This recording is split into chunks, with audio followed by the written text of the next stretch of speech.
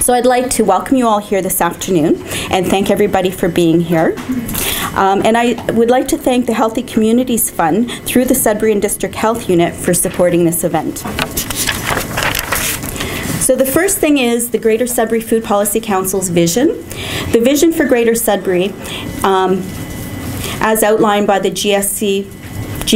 CGS Food Charter, passed in 2004, where all residents have access to adequate, affordable, safe, nutritious, and culturally acceptable foods.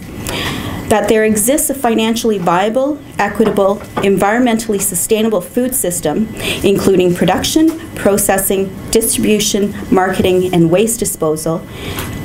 And area citizens are knowledgeable about the food system and its impact on their individual lives and community. And then our mission is the Greater Sudbury Food Policy Council will support the development of this equitable, vibrant, and sustainable food system for the City of Greater Sudbury through research, advocacy, and the dissemination of knowledge of food issues. So the Food Policy Council has two categories of membership. We have our voting members and then we have our resource members. We have 7 to 15 voting members with an aim to represent the diversity in the food system. That the professional or community work reflect the vision and mission of the Greater Sudbury Food Policy Council, and I'm going to try to use the acronym. I'm just going to refer to it as the council, okay, just to make it easier. That they bring skills and experience in at least one of the food system components, and that they help the council to have dialogue and partnerships with at least one distinct population or sector group of the City of Sudbury. And when I'm referring to those, I'm talking about the voting members. Sorry, I didn't qualify that beforehand. And then we have the resource members.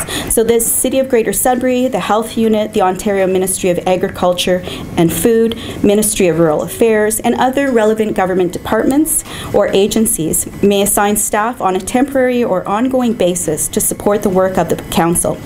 On a case-by-case basis, they may also assign staff to work on specific projects or activities for a period of time. These staff support personnel are additional non-voting members of the council and not accounted for in the maximum 13-member makeup of the Greater Sudbury Food Policy Council. And just to make a note that a municipal councillor may act as a voting member on this council. Is this making sense so far? I know I feel like I'm rambling, but yeah? Okay, so this is our list of members that we currently have as our voting members. So we have Stuart McCall, who is a local farmer. He represents, oh, I'm not supposed to go through this until later. Yeah. Okay, sorry. So you can see, this is a list of all of our members. And then this is a list of our resource members representing the different agencies and organizations in our community. So our first member is representing Production Rural, and that's Neil Tarleton. And would you mind putting up your hands when I bring your names up? So there's Neil Tarleton and Julie Poirier Menzinga. Did I say that right? Yeah. Julie? Okay, so there's Julie. And then we have Rural Production and Direct Marketing, and that's Stuart McCall. And Stuart, put up your hand. Thank you. And then we have Urban Production, and we have David Dubois. Where's David? Back there. And Bill Bradley. I don't think Bill's here today. And then Barb McDougall Murdoch. Where are you, Barb? There she go. Barb's at the back there. And then under distribution, we have Peggy Bailey, and we have Brent Gervais, our photographer for today. And then for consumption, we have Catherine Huno. Did I say your last name right, Catherine? Where is she? I don't think she's here. Oh, she didn't. Okay. Okay. And for access, we have Angèle Young and Angèle. I don't think she's here either. I'm representing her. And Monique Baudouin from Centre de Santé. And then for health and nutrition, we have Emily Trottier, Emily, and myself. Oh, no, you moved me. Okay, sorry. And Bridget Kay from the health unit here. And then myself, I'm under food preparation, preservation, and food literacy. So that's me, yeah. And then for wild plants, harvesting, hunting, and fishing, we have Marika Rosen Marika, do you want to put up your hand? Thank you. And for environment, we have Charles Ramcharan. Did I say your last name properly? And Jennifer Babin-Fensky at the back there. Hey, Jen. So, and then for processing, we have Eric Teismeyer. Put up your hand, Eric. Come on. And system-wide analysis, we have Chris Longston. Is Chris here? I didn't see him. He was for a second. Anyway. We'll make him put up his hand when he comes back. You can stand out. All right. And then for waste management, that's another area, and we don't have anybody currently assigned to that area. And now it's Bridget's turn to talk. Your turn to see the slides. Oh, I can't even see those. Oh, that's interesting. Okay, so now we wanted to shift and talk about what we've done. So the Food Policy Council has been around since 2013, and we wanted to highlight some of our achievements. So we haven't been around for too long, so we've done a lot of terms of reference stuff, but we have had some community events, including an Earth Care breakfast, where we invited Wayne Roberts up to Sudbury, and he is a leading food policy analyst, as well as the past coordinator of the Toronto Food Policy Council. So we learned quite a bit from his experience. And other things we've done, we've been able to provide some feedback into the draft official plan, and we're hoping that has helped to ensure that food will be included into the official plan. We've also, can you flip? We've also created an infographic, and we did this as a result of a community food assessment that we started. So we wanted to do a food assessment, which is a exercise to better understand your food environment, so your food in your community, and you really look at all of the aspects of the food system that is part of your food system. So all of those areas that Tamara just highlighted, we wanted to find out what's happening in our community. So food assessments can be very extensive or quite condensed, and so we did a fairly condensed one, really just collecting data. And so we pulled together some of the key points from the different parts of the food system into our infographic, and those are available in the packages that are just over to the side, which I hope you'll pick up on your way out just over at that table. And we are also quite active in social media, and we hope that you might follow us. Oh, there's Chris. We asked everybody to put up their hands, so we're singling you out there, Chris. The next slide is the next few slides are describing some of our priorities for the next couple of years. So one of the priorities that we've identified is really looking at food access, and in particular for families that may be experiencing food insecurity, or individuals and families that might be experiencing food insecurity. So a couple of initiatives have risen to the top that we'd like to explore, including either or both, looking at healthy food access in corner stores. And when I say corner stores, that can be a gas station or any sort of small store they tend to be really accessible in the community because they're really well distributed. So exploring opportunities to see if that might work in our city, as well as exploring opportunities for mobile markets. So the picture here is from Food Share Toronto, and they are using some of their old transit buses to get food into neighborhoods that don't necessarily have great access to vegetables and fruits. So we are at the stage of just exploring these opportunities for Sudbury. The other piece is just to mention we are going to support, where possible, any advocacy around a universal student nutrition program.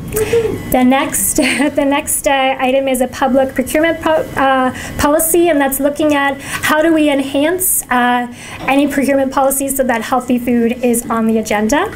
The next piece is to continue to explore a local food hub and support the development of a local food hub. Let's right through that. And the next slide is focusing on rural production and how we'd like to support and explore opportunities to better support rural production. So the pieces that come up are mentoring, training, and attracting new farmers. And certainly this happens with different groups in the city, and Alison will share some information about that today. So it's really to find out where the gaps are and how we can better support that happening. The next slide shows that we are hoping to look into opportunities to change signage bylaws with regards to signage for farmers. So farmers have identified from our council and other farmers that this current bylaws don't necessarily best support farmers. So we would like to explore opportunities to make sure that they do support. I'm going fast. He's giving me the time. The next one is urban agriculture. So there's lots of opportunities to see urban agriculture flourish, and it can really have a great positive impact on the community for everything from economic development, community engagement, the health of the city, the health of individuals. So exploring opportunities to ensure that we have a great, strong plan in place to make sure urban agriculture can flourish. And the next slide speaks about Bring Food Home for 2015. So Bring Food Home is a conference that happens every 2 years, and it's a very community food systems focused conference, and it's led by Sustain Ontario, which is a provincial group that really looks at food and policy around food at the provincial level and other levels as well. And Sudbury is lucky enough to be hosting in November 2015, and this event will provide the opportunity for us to highlight the great food things that are happening in Sudbury, but also I think as Northern Ontario as a whole. So we're very excited about that. And the last piece that I wanted to share is that we are going to explore opportunities to have a community food strategy for Sudbury. So a food strategy is a strategy that helps to bring all of these things together. So social, environment, economy, all together into one strategy around food, food being the focus. And it's just will be a good tool, I think, for the community to have, because all of these things are they're all connected, but it's hard to see the connection sometimes. So we would really like to delve into creating a strategy for our community. And the next little one, so that is it. And now our speakers are going to come up, and Timber is going to be introducing our speakers. Okay, so the first, just to give you guys a little overview, we are limiting each of the speakers' presentations to 2 minutes. So this is definitely like a run-through Food Policy Council event. So there is a timer, and the first person I'd like to call up is Peggy Bailey. She's the Managing Director from Eat Local Sudbury, the Eat Local Sudbury Co-operative, sorry. Hi everyone, and thank you for having me today. 2 minutes is a very short amount of time to talk about Eat Local Sudbury, so I just want to give you the opportunity to give an overview about who we are. Eat Local Sudbury is a not-for-profit cooperative that has been existence here in Sudbury since 2007. The purpose of our organization is to increase the production and consumption of local food within 150 miles of the city of Greater Sudbury. And we do this in 3 different ways. We do this through the sale of local food, capacity building, and program and education. Our main sales focus comes through our local food grocery store, which exists right across the street at 176 Larch Street. We also have a wholesale distribution division which sells food, local food, to institutions, schools, daycares, and restaurants throughout the city and the region. We have a multi-farmer CSA program, and we're also exploring the development of a new market. So those encompass how we focus on the sale of local food, but we also look at the capacity building through programs such as a value-added product replacement and product development process. We also have a micro-grants and micro-loans program to support the purchase of new equipment for new businesses. And then we also do programming and education, which allows both consumers and producers to have access to resources and tools to expand their ability to have a very successful business, expand their existing businesses, and for consumers to be able to have the tools that they need to be able to consume, cook, and enjoy local food to the best of their ability. We're also now taking the lead on the development of a local food hub for the city of Greater Sudbury, which we'll be seeing coming into fruition in the next 12 months. So, good job. Thank you. Thank you, Peggy. So the next person I'd like to invite up to the podium is Julie Poirier-Masinga, Agricultural Development Officer with the Ontario Ministry of Agriculture, Food and Rural Affairs. Okay, thanks, Julie. Thank you. Bonjour. I'm glad to be here today. And as you mentioned, I'm with the Ontario Ministry of Agriculture, Food and Rural Affairs. I'm one of 8 agriculture development advisors located in 6 offices throughout Northern Ontario. I work out of the Verner office with my colleague Pierrette Desrochers, who's the advisor covering the area of East Sudbury, Parry Sound, Nipissing. We support agriculture in agri-food sector by providing clients with the resources to help them make informed decisions. Expanding agriculture in Northern Ontario is a ministry priority, which is supported by the following policies. 1, the Grow Plan for Northern Ontario. A 25-year strategic framework identified agriculture, aquaculture, and food processing as one of 11 priority sectors with a distinct competitive advantage in Northern Ontario. This commits the province to developing economic development strategies for the agriculture sector in the north. 2, in her 2014 mandate letter to the ministry, the Premier instructed the minister to work with other ministers and partners to explore opportunities to develop the agriculture sector in the north. And 3rd, the Premier challenged the agriculture sector to double its annual rate and create 120,000 jobs by year 2020 in the province. Although this challenge is not specific to Northern Ontario, Northern Ontario can certainly contribute to that. And I have some resources that I brought and business cards. So if you'd like to know more about the ministry or looking for resources, I would be happy to talk with you. Good job. Thank you, Julie. Next, I'd like to call up Monique Baudouin. I don't know if I can. I'll say it. She's with the Centre de Santé in Sudbury. So welcome, Monique. Eric, just so you know, you're stressing me out with those times. Bonjour, mon nom c'est Monique et je suis coordonnatrice en promotion de la santé au Centre de Santé Communautaire du Grand Sudbury. Nous sommes fiers de nous associer au Conseil des politiques en matière d'alimentation du Grand Sudbury. La vision du Centre de santé, c'est une communauté francophone en santé. Et évidemment, la nutrition et l'alimentation sont une composante intégrale d'une communauté en santé.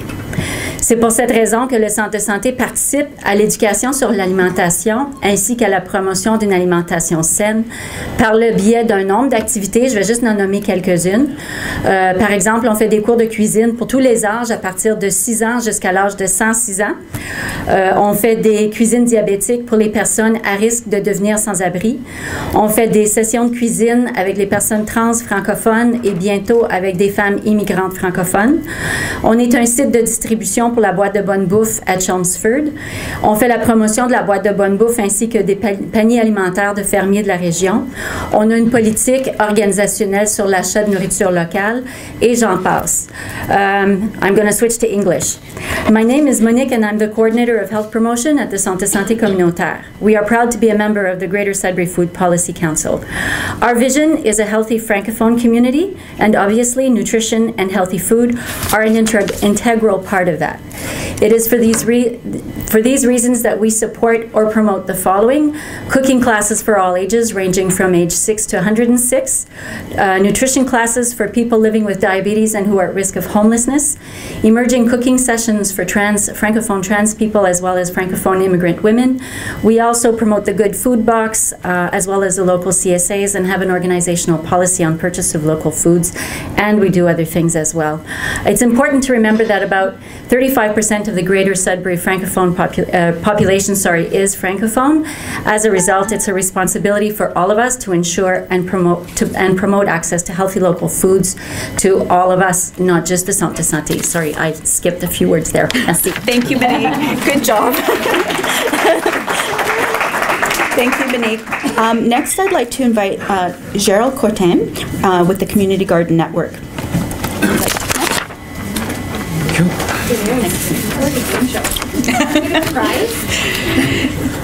Community gardens are no longer just a pastime or a few people who have got green thumbs. It's become a movement, and it's become a movement for young and old, for the fortunate and the not so fortunate.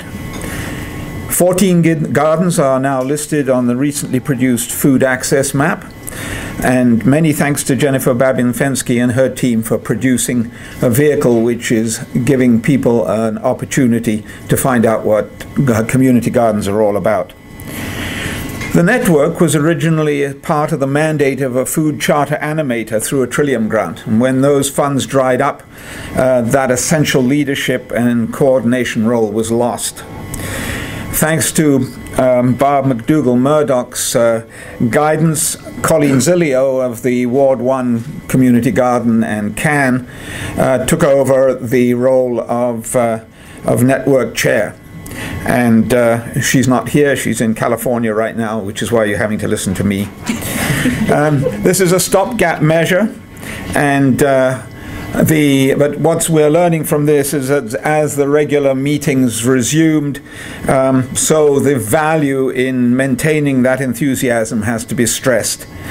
And those with fledgling gardens or planning gardens found that they had access to expertise and a forum for airing problems both in terms of establishment and know-how.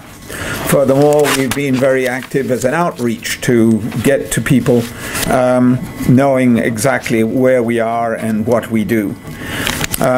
The network would like to suggest to the city that they need to earmark a position, part of which would be a coordinator of the community garden network. Some of us have stepped up to the plate, but we cannot do it all, so that hopefully things can change in the future. Thank you. Thank you. Thank you very much. Next, I'm going to ask George Verches and Heather Robertson from the Good Food Box Committee if they'd like to come. We're here. Yeah? Yep. Okay. You got it. Thank you. Okay. Thank you for having us. So Heather Robertson and myself, George Verches, we represent the Good Food Box. This is a non-profit community initiative, and we deal with the delivery of affordable fresh fruits and vegetables. The Good Food Box promote the healthy eating by providing inexpensive fresh fruit and vegetables.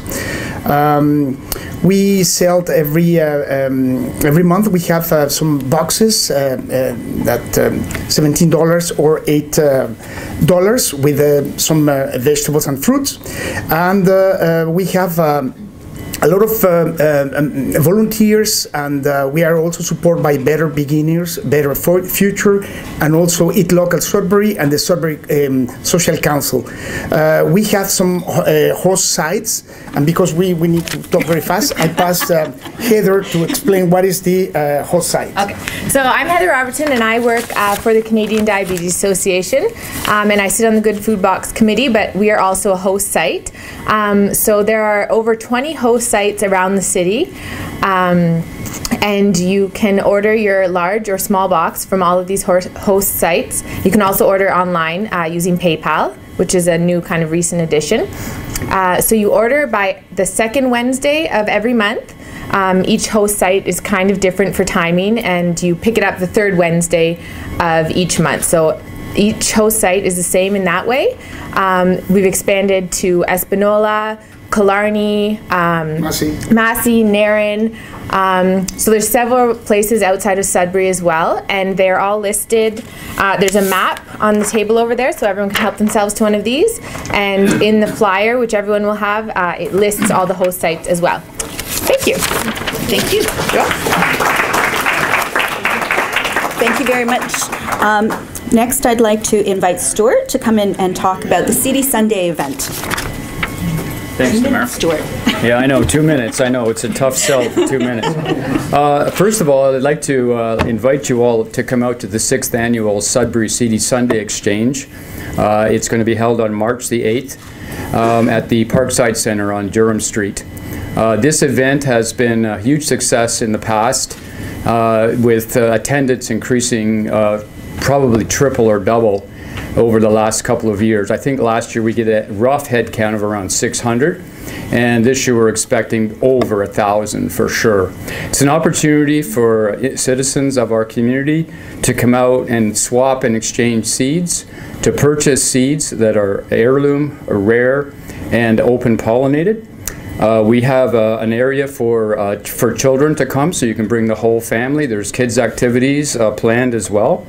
You can also meet local vendors of seed and gardening materials. You can also visit some of the community booths that are also set up at that time. The Speakers Corner, we have approximately 5 or 6 different speakers presenting, and that's all free. This event is completely free. Something new this year is that we are hosting a seed saving workshop. We're having people come in from Nova Scotia and from Sault Ste. Marie to actually put on a seed saving workshop. There's 2 parts of it. The first one is a very basic seed saving idea, and then the second one is a more in-depth seed saving workshop for farmers and producers of local food. Yeah, I encourage you to come out. We've got the Kinsman rooms are completely booked, and we're actually overflowing into the hallways now with exhibitors and vendors. So I encourage you all to come out and participate. This event is being hosted by the Sudbury Horticultural Society. Thanks very much. Thank you, Stuart. Good job. Okay, the next person I'd like to invite is Alison Muckle from Farm Start, supporting new farmers in the Northeast. Oh, do you have a presentation? Yeah. Sorry, I didn't know. Thanks, and I'm going to have to talk sideways because I need to look at my slides while I talk. So. Can you see Eric at the same time? I can definitely see Eric. I'm good. Okay, so my name is Alison Muckle. I'm here to talk to you today about some work that I'm doing with FarmStar, which is an organization based in Guelph that supports new farmers in Ontario. And the project that we're working on up here is called Supporting New Farmers in the Northeast. So this is slightly over a 2-year project. It's funded by FedNor and the Northern Ontario Heritage Fund Corporation, as well as a little bit from the Carrot Patch. The key activities of this project are to do workshops and training for new farmers, a new farmer recruitment campaign, which is the only thing I'm going to have time to talk to you about today, building networks amongst new farmers in the Northeast, promoting on-farm apprenticeship programs, and building local, regional, provincial, and national partnerships. And we're targeting here new ecological farmers that are living in the Northeast and are in their first 0 to 5 years of farming. So they don't have to be started farming just yet. Okay. And actually, you can just skip the and then the next one. Okay.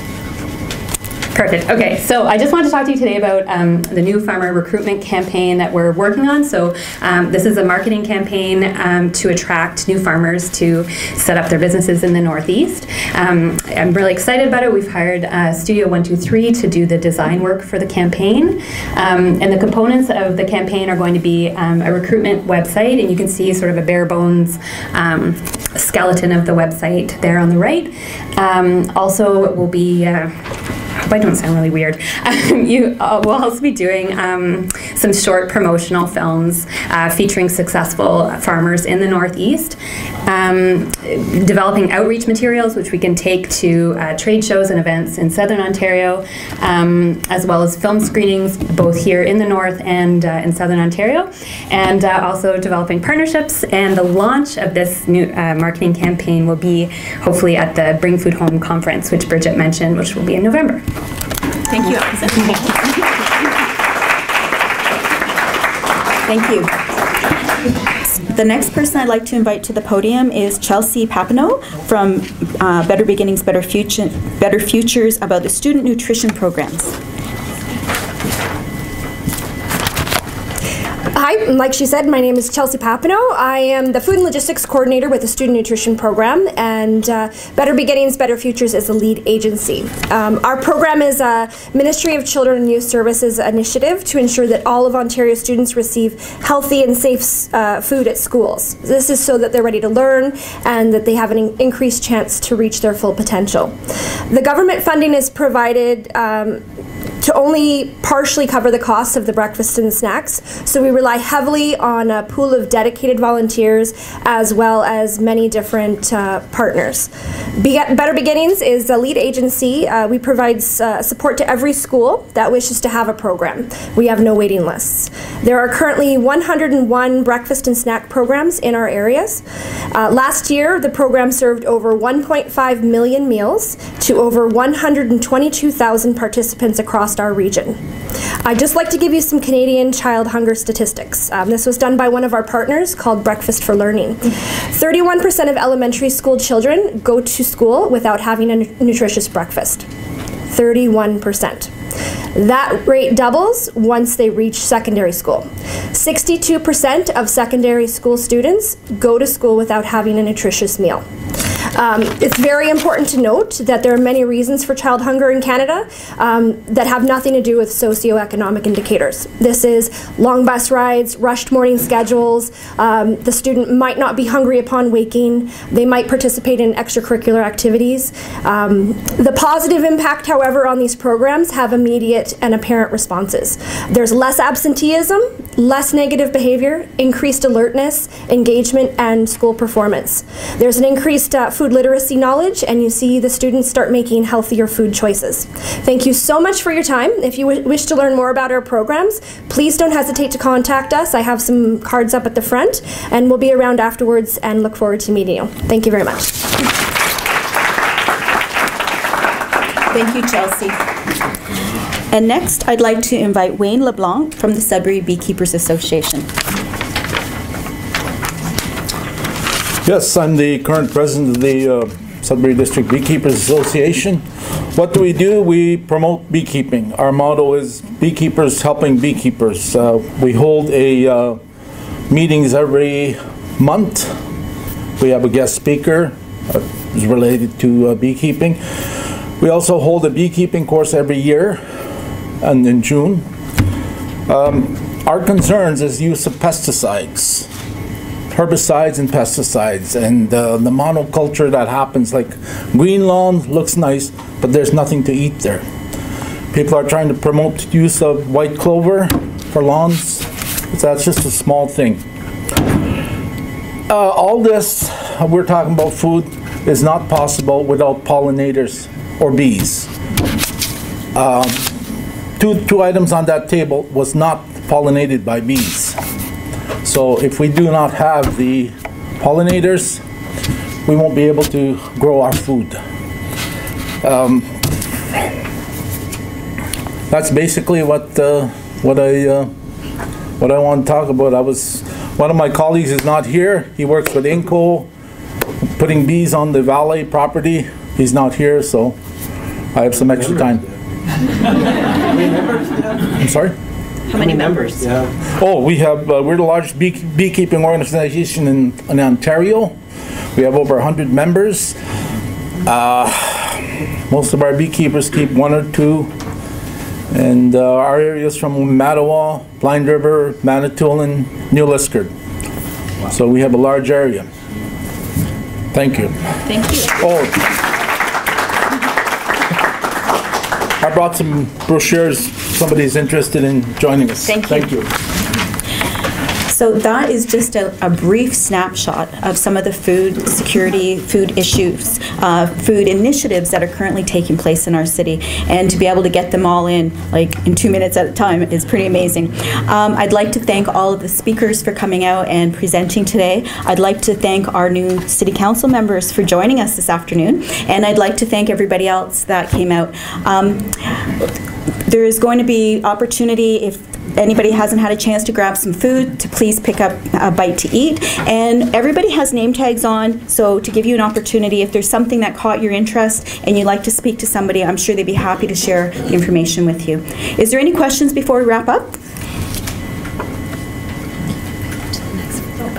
Oh, and yes. I'm just interested, is part of your strategy going to be exploring greenhouses in order to extend our growing season, which is something that has been done in Northern Ontario, something I certainly support, and especially solar. I believe that Ontario Energy Corp is offering incentives and it might be an opportunity. I know that we've talked about this before, and the costs were prohibitive, but they've recognized that, and they've opened a door to incentives.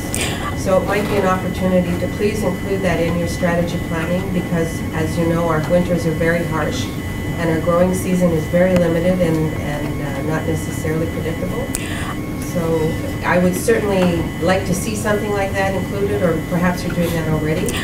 I'm going to ask Charles, did you want to speak to that? Sure. Okay. Oh, there are a few companies in town that are already trying to develop a greenhouse further north, and they're working with Cambridge College already. So I can put you in contact with them if you like. Well, certainly just to get the word out that is something maybe to look at as part of the... Stuart McCall also has greenhouses, and he can speak to that as well. We're embarking at our farm right now to actually implement a 10 kilowatt solar power generating system for our farm. Okay, we have two large greenhouses, which we hope with the power generated from solar, we'll be able to run our greenhouse operation all year round. With some help from Charles at Laurentian and some new state-of-the-art technologies, we may be able to do that and provide local greens and things that like cool weather year-round, which is what would be probably a first for Northern Ontario. Well, Stuart, we're going to be speaking because I have some resources at home that I'd like to share with you. I did do a little bit of research on this, and I think the programs have a finite time limit for application, so it might be an opportunity for you. So I've got your card, so we'll be talking.